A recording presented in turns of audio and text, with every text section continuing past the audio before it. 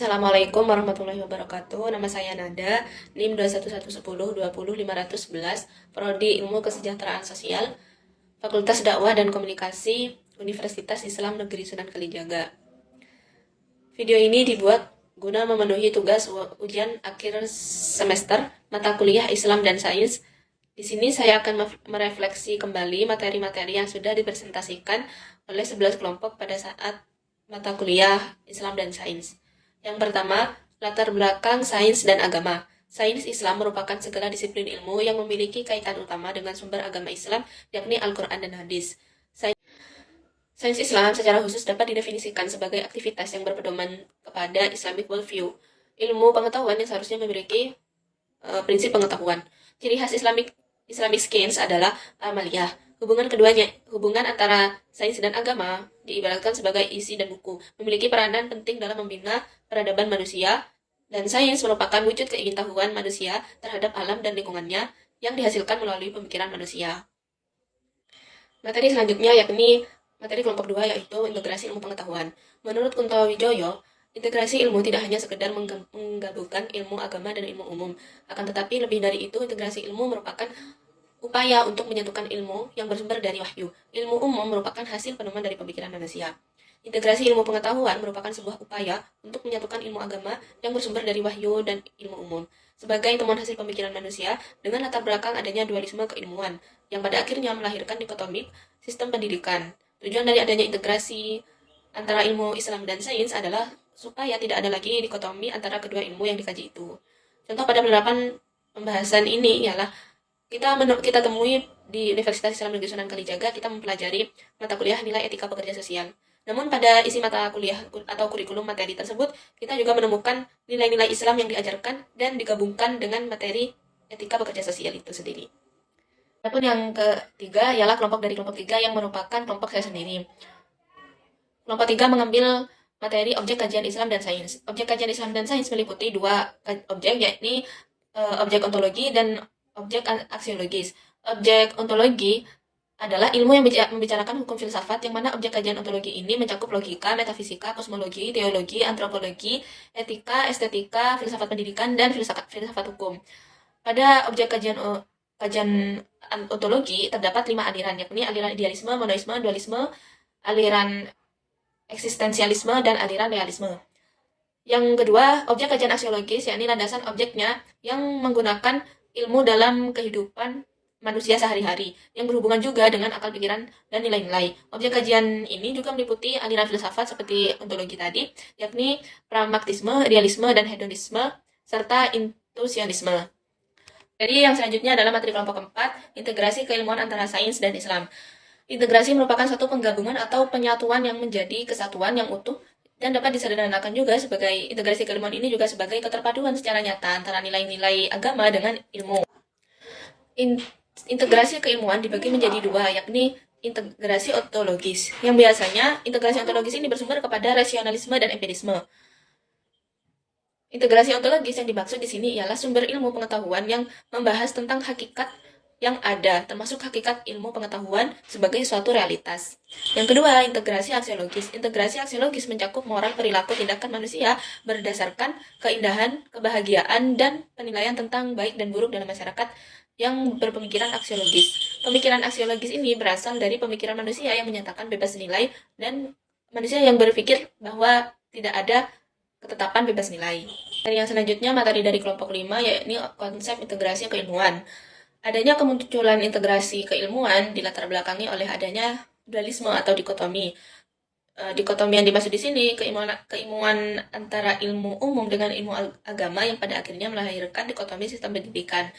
Salah satu bentuk dari integrasi ilmu agama dan pendidikan adalah berdirinya sekolah madrasah atau pesantren.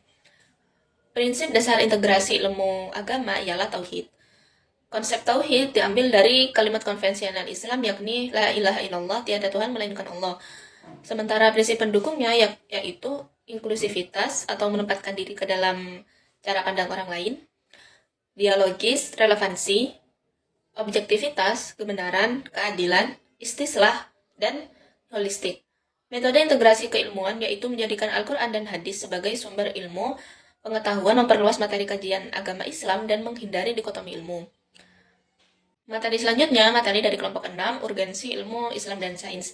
Adanya urgensi antara ilmu Islam dan sains ini dapat memecahkan masalah kebodohan, kemiskinan, serta perpecahan internal.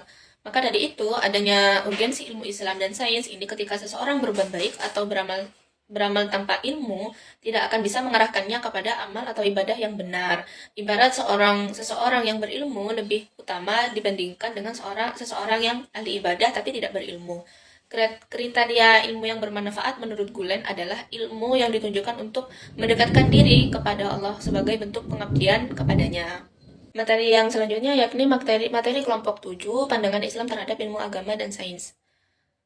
Baik sains maupun agama memiliki dua sisi intelektual dan sosial. Menurut Muhammad Nasir, nama pengetahuan adalah produk akal pikiran manusia sebagai hasil pemahaman atas fenomena di sekitarnya. Dalam pandangan Islam, realitas itu tidak hanya realitas fisik, tetapi juga realitas non-fisik atau metafisik. Contoh penerapan Islam terhadap agama dan sains yakni ketika sholat, kita sebagai umat Islam tidak hanya melakukan kewajiban, namun dalam sholat itu juga kita mendapatkan manfaat fisik dan jiwa bagi pelaksananya. Juga seperti perintah puasa, kita tidak hanya menjalankan kewajiban, namun di situ kita mendapatkan manfaat seperti mengurangi sakit Alzheimer. Materi selanjutnya yakni materi dari kelompok 8, konsep interkoneksi keilmuan. Tujuan dari integrasi interkoneksi bertujuan untuk memahami kehidupan manusia yang kompleks secara terpadu dan menyeluruh. Model integrasi interkoneksi keilmuan ialah informatif, konfirmatif, dan korektif. Harapan adanya integrasi interkonektif ini ialah terwujudnya manusia yang mulia, terwujudnya manusia yang berderajat tinggi, dan mengoptimalkan amal soleh, serta memperkuat iman. Adapun alternatif yang digunakan pada model integrasi interkoneksi ialah realisasi, implementasi, komparasi, induksifikasi, dan verifikasi. Materi yang selanjutnya yakni materi kelompok 9, pendekatan integrasi interkoneksi. Pendekatan integrasi terpadunya kebenaran wahyu yang terkait dengan bukti yang ditemukan dalam alam semesta adalah bentuk empiris kemasyarakatan dan kealaman yang terkait dengan falsafah dan etika pendekatan interkoneksi. Terkait satu pengetahuan dengan pengetahuan lain melalui suatu hubungan yang saling menghargai dan mempertimbangkan menempatkan berbagai disiplin ilmu seperti Islamic Study, Social Study, dan Humaniora saling menyapa dan membentuk suatu bangunan yang utuh. Dalil interkoneksi integrasi ini adalah ada pada Al-Quran surat Al-Qasas ayat 77, yakni dengan adanya pendekatan integrasi interkoneksi dapat mengembangkan ilmu pengetahuan dari kajian filosofis dan tetap berdasarkan Al-Quran dan hadis. Adapun hal-hal yang melandasi adanya integrasi interkoneksi ini yakni landasan normatif teologis, landasan historis, dan landasan filosofis serta landasan psikologis. Integrasi interkonektif keilmuan dapat terwujud dengan cara informatif, konfirmatif, atau klarifikasi, dan korektif. Materi yang selanjutnya yakni materi kelompok 10, integrasi sains dan agama dalam konteks pendidikan Islam. Integrasi agama dan sains dimaknai sebagai proses penggabungan dan penyesuaian di antara unsur-unsur agama maupun sains sehingga menghasilkan perpaduan dua dimensi berbeda yang kemudian memiliki keserasian. Dalam struktur ajaran Islam, tauhid merupakan hal utama yang harus dilakukan karena di atas landasan tauhid, seluruh bangunan Islam diwujudkan.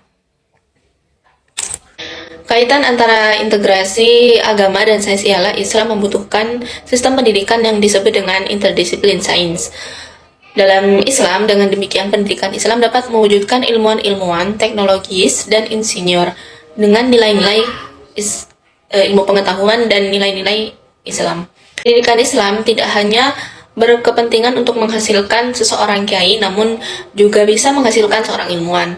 Kemudian pendidikan Islam didudukan dalam sistem keilmuan teotroposentris dan integralistik. Materi yang selanjutnya yakni materi dari kelompok 11, implikasi Islam dan sains. Implikasi dan sains pada pendidikan Islam maksudnya adalah menterlibatkan Islam dan sains pada pendidikan Islam karena adanya dikotomisasi antara Islam dan sains yang berpengaruh pada pendidikan Islam. Seiring berkembangnya zaman dan pengetahuan umum yang dapat mempengaruhi pendidikan Islam mengalami kemunduran, serta pengaruh dari Barat, ini tentunya tidak punya integrasi dengan agama Islam. Jadi tujuan pengintegrasian atau pengimplikasian dari Islam dan sains ialah mencegah adanya kemunduran pada pengajaran Islam. Mungkin hanya itu yang dapat saya sampaikan dari 11 kelompok tersebut. Yang selanjutnya adalah pengertian tentang integrasi keilmuan. Adanya integrasi keilmuan antara ilmu agama dan ilmu sains ini bertujuan untuk memadukan dua entitas yang berbeda untuk menjadi satu kesatuan yang kemudian saling berkaitan. Hakikat daripada Al-Quran ini bersifat universal. Oleh karena itu, perlu adanya observasi, eksperimen, serta penalaran yang logis untuk membahas Al-Quran secara mendalam. Penalaran secara logis ini dapat didapatkan dari pengertian ilmu pengetahuan itu sendiri.